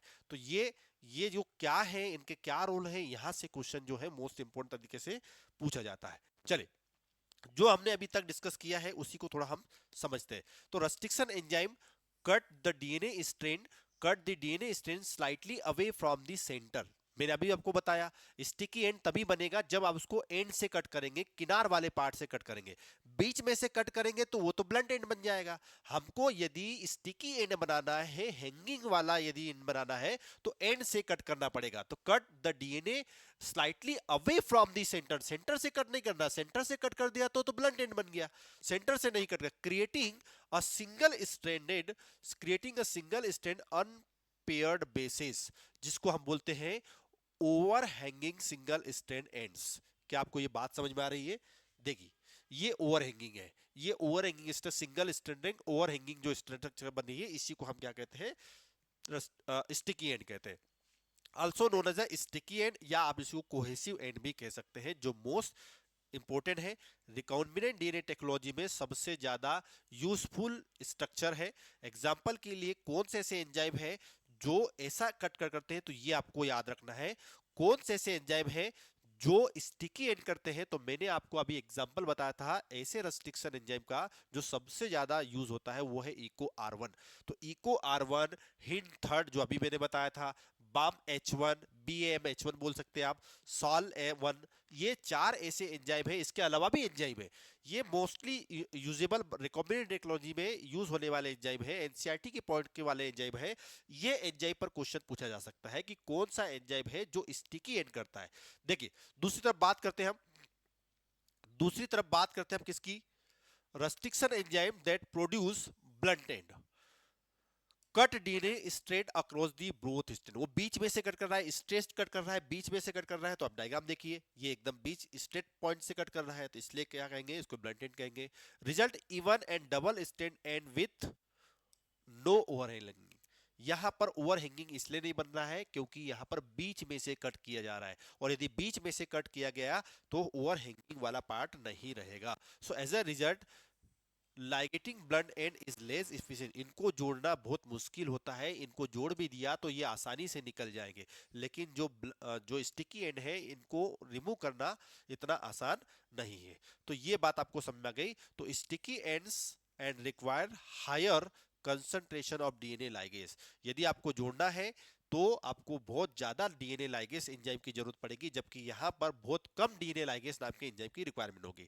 So less useful, most useful कौन सा है? वो है स्टिकी एंड। यहां पर लेस यूजफुल कौन है? Blunt and. तो कौन से एंजाइम है जो क्या करते हैं जो क्या करते हैं स्टिकी एंड के अलावा क्या कट कर रहे हैं? ब्लंट एंड कट कर रहे हैं। तो आपको ये एंजाइम के नाम पता होना चाहिए। ये क्या है? SMA-1, HAE थर्ड, HE जो थर्ड हीमोफिलिया इन्फ्लुएंजा वाला था, ऐसे कैसे ये HE जो है थर्ड है, ALU जो फर्स्ट है, इको आरवी जो है, ये एंजाइम जो है वो ब्लड एंड कट करते हैं। तो आपको ये याद होना चाहिए कौन सा स्टिकी एंड कट करता है, कौन सा जो है ब्लड एंड कट करता है। तो देखिए ये वेक्टर है, हमने अभी प्लाज्मिड के बारे में पढ़ा है। ये प्लाज्मिड का डीएनए है और ये डिजायर डीएनए है, ये जिसको हम ऐड करना चाहते हैं। बात समझ रहे हैं मैं क्या बताना चाह रहा हूं? ये वेक्टर का डीएनए है, ये बैक्टीरिया का डीएनए। वेक्टर कहां पर मिलेगा? बैक्टीरिया के अंदर ही मिलेगा, ये वेक्टर का डीएनए। और ये रेड कलर वाला फॉरेन डीएनए है, जो कहां से मिला है? मुझे किसी दूसरे ऑर्गेनिज्म से मिला है। ये कहां से मिला? किसी दूसरे ऑर्गेनिज्म से मिला है, ये बात आपको याद रखना है। और वेक्टर डीएनए कहां मिलेगा आपको? बैक्टीरिया के अंदर मिलेगा। ये कहां पर मिलेगा? बैक्टीरिया के अंदर मिलेगा। तो ये ध्यान रखना है आपको। क्या याद रखना है? ये कहां पर मिलेगा? बैक्टीरिया के अंदर मिलेगा। कौन सा डीएनए बैक्टीरिया के अंदर मिलेगा? कौन सा डीएनए बैक्टीरिया के अंदर मिलेगा? ये कहां पर मिलेगा? बैक्टीरिया में मिलेगा। ये हमारा कौन सा है? डिजायर डीएनए, फॉरेन डीएनए है, ये आप कहीं से भी ले सकते हो। आपने क्या किया? सेम रेस्ट्रिक्शन एंजाइम का यूज किया। मोस्ट इंपोर्टेंट मैं आपको बता दूं, दोनों डीएनए जिनको जोड़ना है और दोनों डीएनए को सेम रेस्ट्रिक्शन एंजाइम से कट करना है। इसका मतलब मैंने प्लाज्मिड के डीएनए को भी इको आर1 से कट किया और फॉरेन डीएनए जो है उसको भी इको आर1 से कट किया। कुल मिला के ऐसा नहीं करना है कि आपने वेक्टर के डीएनए को किसी एंजाइम से कट कर दिया और जो फॉरेन डीएनए है उसको किसी दूसरे एंजाइम से कट कर दिया। तो सोचिए आपको ब्लंट एंड चाहिए तो रेस्ट्रिक्शन एंजाइम से होना चाहिए। पता चले आपने दो एंजाइम यूज कर लिया, एक स्टिकी एंड कट कर रहा है, एक ब्लंट एंड कर रहा है, तो आपस में डीएनए को जोड़ना थोड़ा मुश्किल हो जाएगा। तो आपको रिकॉम्बिनेंट डीएनए टेक्नोलॉजी में जब भी आपको दो डीएनए को रिकॉम्बाइन करना है, रिकॉम्बिनेंट बनाना है, तो आपको रेस्ट्रिक्शन एंजाइम हमेशा सेम यूज करना पड़ेगा, चाहे आप स्टिकी एंड बनाएं, चाहे आप ब्लंट एंड बनाएं। इसका मतलब आपको समझ में आ गया। तो हमने वेक्टर के लिए भी सेम एंजाइम यूज किया इको R1, और फॉरेन डीएनए के लिए भी क्या किया, इको R1। तो उसने क्या किया, यहां पर आप देख पा रहे हैं कि यहां से उसने क्या किया, यहां से उसने इस जी वाले पार्ट को अलग कर दिया और इस टाइप से एक नई सीक्वेंस ओवरहैंग कर दी। कहां पर, ये स्ट्रक्चर यहां पर आपको समझ में आ रही होगी। देखिए, ये इसने यहां से क्या कर दिया, उसको पर्टिकुलरली इस पार्ट को, सेगमेंट को अलग कर दिया। दूसरी तरफ आप देखेंगे रेड कलर वाले को, तो रेड कलर वाले में भी उसने क्या किया, ये वाला पोर्शन जो है, इस पोर्शन को इस पोर्शन के साथ क्या कर दिया, ओवरहैंग करवा दिया। कहां पर, सॉरी, यहां पर इस टाइप से ओवरहैंग करवा दिया। तो आप यहां देख रहे हैं, यहां पर ये जी वाला पार्ट जो है, इस टाइप से उसको क्या करवा दिया, ओवरहैंग करवा दिया। तो इसके कारण क्या होगा, इन दोनों का अटैचमेंट, ये जो है इसके ऊपर आसानी से क्या हो जाएगा, यहां पर आसानी से क्या हो जाएगा, इसका अटैचमेंट हो जाएगा। तो क्या आपको यहां तक की बात समझ में आई, क्या आपको यहां तक की बात समझ में आई। ये जो है, ये जो है स्टिकी एंड है, और स्टिकी एंड के थ्रू क्या कर सकते हैं, आसानी से इनको जोड़ सकते हैं। और यहां पर एंजाइम कौन होगा, डीएनए लाइगेज नाम का एंजाइम। ये डीएनए लाइगेज नाम का एंजाइम क्या करेगा, दो डीएनए स्ट्रैंड को क्या करेगा, आसानी से जोड़ देगा, और इस तरह से नया डीएनए बन जाएगा। तो क्या आपको यहां तक का कंसेप्ट समझ में आया। और ये पैलिंड्रोमिक सीक्वेंस जो आप देख रहे हैं, ये कहां पर होगी, सभी डीएनए के अंदर होगी, चाहे वेक्टर का डीएनए हो या फॉरेन डीएनए हो। यदि ये पैलिंड्रोमिक सीक्वेंस किसी डीएनए में है, तो ही आप सेम रेस्ट्रिक्शन एंजाइम का यूज करेंगे। तो आपको ये बात समझ में आ गई कि कब रेस्ट्रिक्शन एंजाइम का यूटिलाइज करना है, उसका क्या यूज है, कैसे कट करता है, स्टिकी एंड क्या होता है, ब्लंट एंड क्या होता है। ये कंसेप्ट जो है आपको बहुत बेहतरीन तरीके से समझ में आ गया होगा। क्लियर है। चलिए, अब बात करते हैं कौन से ऐसे एग्जाम्पल है या ऐसे रेस्ट्रिक्शन एंजाइम है जिनका बायोटेक्नोलॉजी की फील्ड में सबसे ज्यादा यूज होता है। वो एंजाइम बायोटेक्नोलॉजी में यदि सबसे ज्यादा यूज हो रहे हैं, तो कहीं ना कहीं मैं आपको बता दूं, उनका ज्यादा यूटिलिटी है, वो पर्टिकुलर सेगमेंट को कट करते हैं और स्पेसिफिसिटी, जो स्पेसिफिक जो सेगमेंट है उनको प्रोवाइड करते हैं। तो ये कई सारे ऐसे एंजाइम है जो हमको याद रखना है, और उस एंजाइम के द्वारा जो कट किया जाता है, वो चाहे स्टिकी एंड हो या ब्लेंड एंड हो, उसको भी याद रखना है। तो आपको मैंने एग्जाम्पल ऑलरेडी बता दिया है कि इको R1 नाम का जो एंजाइम है, इको R1 नाम का जो एंजाइम है, ये ऑलरेडी हमने देख लिया है कि इको R1 नाम का एंजाइम जो है, वो इकोलाई, इस्चेरिया कोलाई से जो है आइसोलेट किया गया है, जो स्टिकी कट करता है। और स्टिकी कट कौन सा है, GAA-TTC। GAA-TTC चाहे बैकवर्ड डायरेक्शन में जाए या चाहे फॉरवर्ड डायरेक्शन में जाए, दोनों तरफ क्या होगा, दोनों तरफ क्या होगा, सेम होगा। दूसरा आप देख रहे हैं, दूसरा आप देख रहे होंगे, हीमोफिलस इन्फ्लुएंजा है, वो भी स्टिकी कट करता है।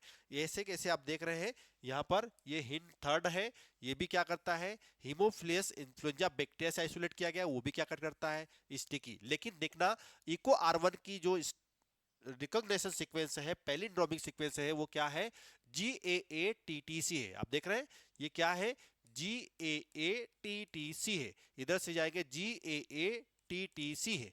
लेकिन आप देखेंगे कि हिंट थर्ड के लिए जो रिकॉग्निशन सीक्वेंस है, पैलिंड्रोमिक सीक्वेंस है, वो अलग है, AAGCTT। इधर से जाएंगे तो AAGCTT। तो हर एंजाइम के लिए अपनी पैलिंड्रोमिक सीक्वेंस होती है। क्या आपको ये समझ में आया, क्या आपको ये समझ में आया। ये एंजाइम स्टिकी एंड बनाएगा, उसके लिए ये पैलिंड्रोमिक सीक्वेंस होना चाहिए। ये एंजाइम जो है स्टिकी एंड बनाएगा, उसके लिए ये पैलिंड्रोमिक सीक्वेंस होना चाहिए। तो ये बात आपको समझ में आ गई। ऐसे कैसे कई सारे एंजाइम है, PST1 है, BAM-H1 है, ऐसे SMA1 है, ALU1 है। तो ये सब देखिए, यहाँ पर एग्जांपल के लिए आप यहाँ पर आप SMA या PST को ले ले, तो ये भी क्या कर रहा है, स्टिकी एंड कट कर रहा है। इसकी रिकॉग्निशन सीक्वेंस देखिए, GTGCAG है, CTGCAG है। तो आप बैकवर्ड डायरेक्शन में जाए, फॉरवर्ड डायरेक्शन में जाए, दोनों में कंडीशन सेम है। लेकिन इसके अलावा आप किसी एग्जांपल को ले लीजिए, ALU1 को ले लीजिए, ये क्या करेगा, ये अलग बैक्टीरिया से, जिसका नाम क्या है, आर्थ्रोबैक्टर ल्यूटियस है, इसको आइसोलेट किया गया वहां से, और ब्लड एंड कट करता है। ब्लड एंड का मतलब क्या होगा, मिडिल पार्ट से क्या करेगा, उसको कट करेगा। तो मिडिल पार्ट का मतलब AG और CT के बीच से क्या कर रहा है, उसको कट कर रहा है। तो यहां तक के कंसेप्ट जो है आपको बहुत बेहतरीन तरीके से समझ में आए। इतने सारे एंजाइम्स हैं, इतने सारे बैक्टीरिया हैं, और जो है किस बैक्टीरिया से आइसोलेट करने के बाद कौन सा एंड कट कर रहा है, कौन सा एंड बना रहा है, ये आपको समझ में आना चाहिए। चलिए, तो यहां तक का कंसेप्ट यदि क्लियर है तो हम आगे बढ़ते हैं। चलिए, अभी तक का जो रेस्ट्रिक्शन एंजाइम वाला जो पार्ट है वो हमने मोस्ट ऑफ कवर कर लिया है। आगे के लेक्चर में हम रेस्ट्रिक्शन एंजाइम के नाम कैसे दिए जाते हैं, क्या इनको नोमेनक्लेचर होता है, उनको देखेंगे। अभी तक हमने जो पिछले लेक्चर में, मैं आपको बता दूं, पिछले लेक्चर में हमने जो डिस्कस किया था और आज के लेक्चर में जो डिस्कस किया है उसकी एनसीईआरटी के पॉइंट्स क्या कहते हैं उनको हम थोड़ा समझते हैं। चलिए, थोड़ा लेंथी है, समझ में आ रहा होगा, क्योंकि बायोटेक्नोलॉजी एक एडवांस फील्ड है, नई रिसर्च फील्ड है, जिसका यूटिलाइज आज के समय में बहुत ज्यादा है और इसको समझना हमारे लिए बहुत जरूरी है। चलिए, तो let us now focus on the first instant. ये हमने पिछले लेक्चर की बात कर रहे हैं बेटा, पिछला लेक्चर आपको देखना पड़ेगा। चलिए, first instance of construction of artificial, ये हम ऑलरेडी बात कर चुके हैं। आर्टिफिशियल किसकी बात कर रहे हैं हम?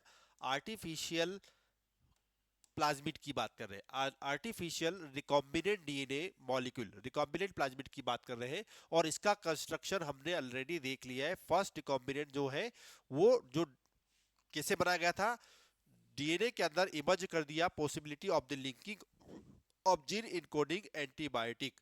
ऐसा जीन हमने उस प्लाज्मिड के अंदर इंसर्ट कर दिया जिसके अंदर एंटीबायोटिक जीन रेजिस्टेंस जो प्रोवाइड कर रहा है वो जीन को हमने क्या कर दिया, प्लाज्मिड के अंदर इंसर्ट करा दिया।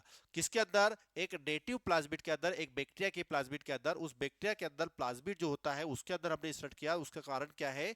क्योंकि वो प्लाज्मिड ऐसा प्लाज्मिड है जो सेल्फ रेप्लिकेशन कर सकता है, ऑटोनोमस है, वो अपनी कॉपी क्या कर सकता है, खुद बना सकता है। तो यहां तक का जो कंसेप्ट है आपको समझ में आ गया होगा कि प्लाज्मिड ऐसी स्ट्रक्चर है जो अपना खुद का कॉपी बना सकता है, खुद रेप्लिकेशन कर सकता है।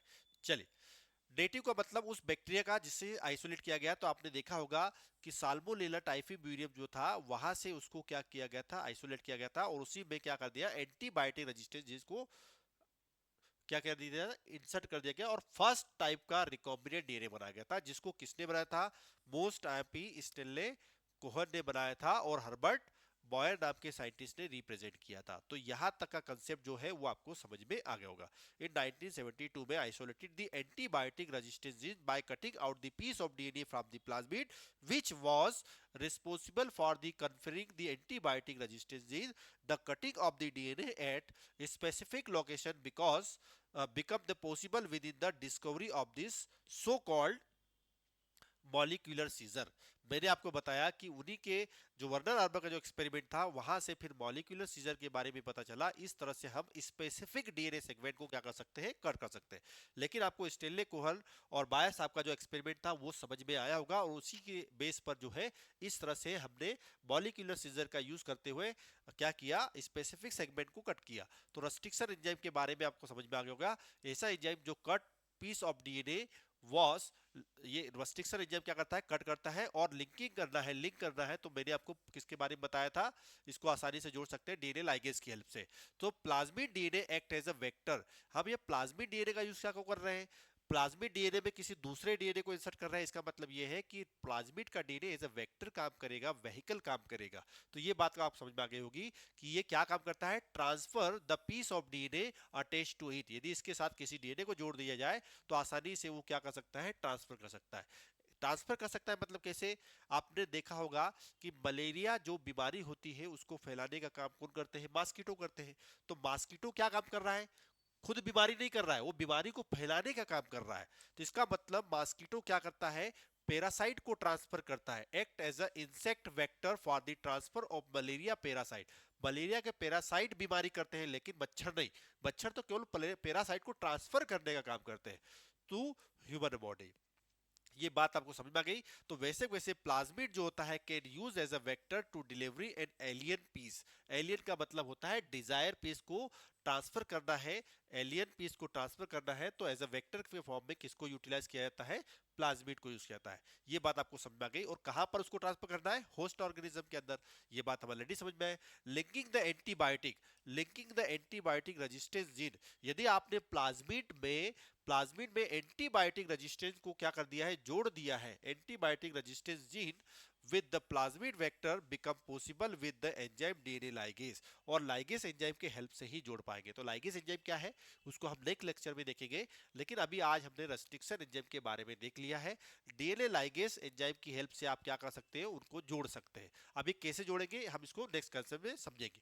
चलिए, this makes are new act as a cut DNA molecule and join their ends. आप डीएनए को कट भी कर सकते हो, ज्वाइन भी कर सकते हो। This makes a new combination of the circular autonomously replicating DNA creating in vitro. आपने आर्टिफिशियली इन विट्रो क्या किया है, किसी एक डीएनए को दूसरे डीएनए पे जोड़ दिया है with the help of restriction enzyme, ligase enzyme cut किया और फिर जोड़ दिया। तो दो अलग अलग स्पीसीज के डीएनए को जोड़ दिया है, तो ऐसी कंडीशन में कॉम्बिनेशन कर दिया है, तो इसी को हम कहते हैं रिकॉम्बिनेट डीएनए। रिकॉम्बिनेट का मतलब होता है रिकंबाइन करना, और रिकंबाइन किसको करना, दो अलग अलग ऑर्गेनिज्म के डीएनए को। तो क्या आपको यहां तक का कंसेप्ट क्लियर हुआ? So when this DNA is transferred, जब इस डीएनए को, कौन से डीएनए को, रिकॉम्बिनेट डीएनए को ट्रांसफर किया जाता है ई कोलाई में या होस्ट सेल के अंदर, तो bacteria closely related to Salmonella, यदि वो साल्मोनेला है तो इट कुड रेप्लिकेट। यदि बैक्टीरिया अरे भैया सब बात समझ में आना चाहिए, यदि रिकॉम्बिनेंट प्लाज्मिड जिसका लिया है तो उसी बैक्टीरिया में उसको ट्रांसफर करेंगे, तो वो क्या होगा, आसानी से क्या करेगा, उसको रेप्लिकेट कर देगा। और new DNA polymerase enzyme and make the multiple copies क्या कर देगी, उसकी आसानी से बना देंगे। So ability of this multiple copies या multiply the copies of antibiotic resistance gene in the E coli was called cloning. Cloning का मतलब ऑलरेडी मैं पहले या शायद दूसरे लेक्चर में मैंने बताया है कि मल्टीपल कॉपीज बनाना किसका, डीएनए का, डिजायर डीएनए का प्लाज्मिड में जोड़कर, इसी को हम क्या कहते हैं, क्लोनिंग। कुल मिला के हम फोटोकॉपी कर रहे हैं। तो यहां तक का कंसेप्ट क्लियर आ गया। तो यहां पर हमने क्या कॉपी करवाई है, क्या क्लोनिंग करवाई है, वो है antibiotic resistance gene. Antibiotic resistance gene को हमने क्या करवाया है, क्लोनिंग करवाया है। तो क्या आपको ये बातें समझ में आई? एनसीईआरटी के जो पैराग्राफ है ये भी समझ में आए होंगे, ये आपके जो कंसेप्ट हैं वो क्लियर हो पाएंगे। तो अभी तक हमने जो बायोटेक्नोलॉजी, आरडीएनए टेक्नोलॉजी के जो कंसेप्ट में है उसकी स्टेप्स क्या होगी, उसकी स्टेप्स होगी, सबसे पहले आपको क्या आइडेंटिफाई करना है, डीएनए विद डिजायर जीन। आपको एलियन जीन के बारे में पता करना पड़ेगा कि वो एलियन जीन, डिजायर जीन का मतलब क्या है, जिसमें कुछ स्पेशल क्वालिटी हो, like antibiotic resistance gene.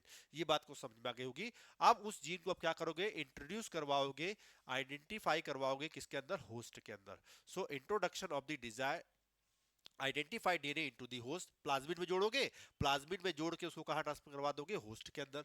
Then host के अंदर क्या करोगे, वो maintenance of the introduce DNA in the host and transfer of the DNA to the progeny, और वो रेप्लिकेट करेगा, मल्टीपल कॉपी बनाएगा, और देन नेक्स्ट जनरेशन में अपनी जो आने वाली प्रोजेनी है उसमें भी क्या कर देगा, कॉपी बना के ट्रांसफर कर देगा। तो यहां तक की बातें जो है आपको क्लियर तरीके से, बहुत अच्छी तरीके से समझ में आ गई होगी। चलिए, सभी को बहुत बहुत शुभकामनाएं। आपको ये कंसेप्ट जो है वो समझ में आया होगा, आपके नए नोट्स बनने होंगे, और मुझे भी आशा है कि आपका जो जो स्टडी जो है वो बहुत अच्छी तरीके से समझ में चल रहा होगा, और आपको जो एनसीईआरटी की जो लाइंस है वो भी समझ में आ रही होगी। तो चलिए नेक्स्ट लेक्चर में मिलते हैं नए कंसेप्ट के साथ। Thank you so much, thank you so much.